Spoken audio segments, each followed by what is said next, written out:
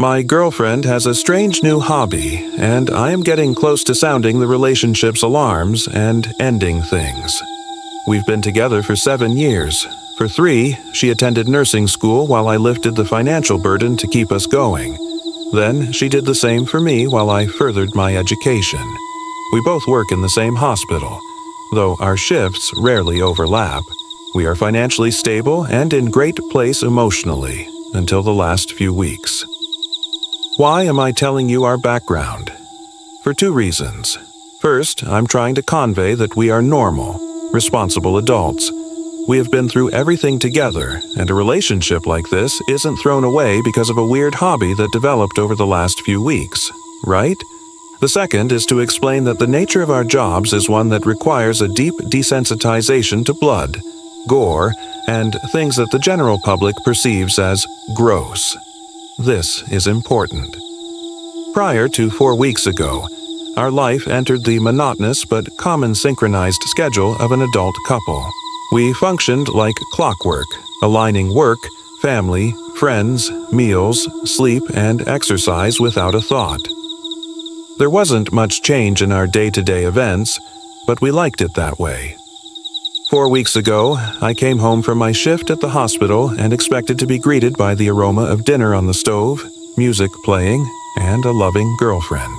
I didn't find any of that. I passed the threshold and found myself smelling and hearing nothing. I called for her, but got no response. I walked to our back door that overlooks our backyard and found her kneeling on the grass, facing away from me. "Babe, everything okay?" I asked, grass crunching under my shoes, an oddly satisfying feeling that I always enjoyed. No response. "Babe?"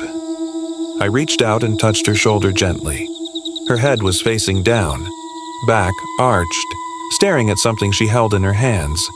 She appeared to be lost in a trance, awoken only by my touch. She looked up at me, tears in her eyes that made me melt. However, my eyes went to what was in her hands instantly. Cradled in her opened hand was a relatively large crow, stiff with death, eyes staring forward, void of life. Across its chest, beginning below its head, reaching its belly, "What?" I began, but she began sobbing. She explained that she had seen the injured bird through the kitchen window. It flapped around endlessly on the yard, and when she went to inspect, she saw a trail of blood and innards. She asked to keep the body in the bathtub or our guest bathroom, so she could inspect the bird's anatomy. That's normal physician curiosity, right? I didn't think so, but I didn't say anything. 4 days after the crow, I came home to find her on our driveway holding a dead squirrel. The following week, she ran into our house, asking for help with a dead Yorkie puppy that she saw us get run over during her evening run. Days later, she walked into our house with a dead cat. And 4 nights ago, I came home to find her dragging the corpse of a large strayed dog that I had seen sniffing around our trash cans. She looked deranged, unrecognizable even.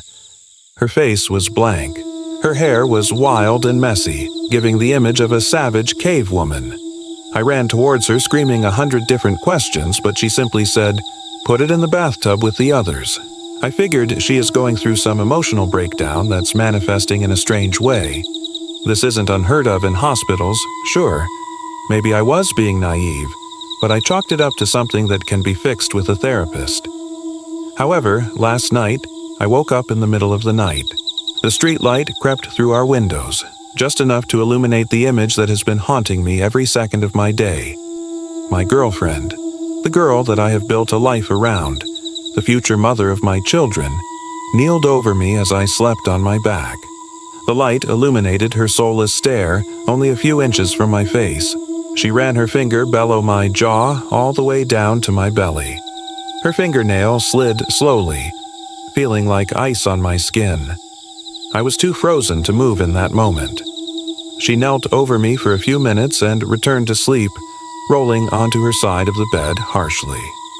When I brought it up in the morning, she laughed and dismissed it as if it were the most ridiculous story she had ever heard. "It was clearly a bad dream," she said. "Maybe she's right. I'm not sure what to do.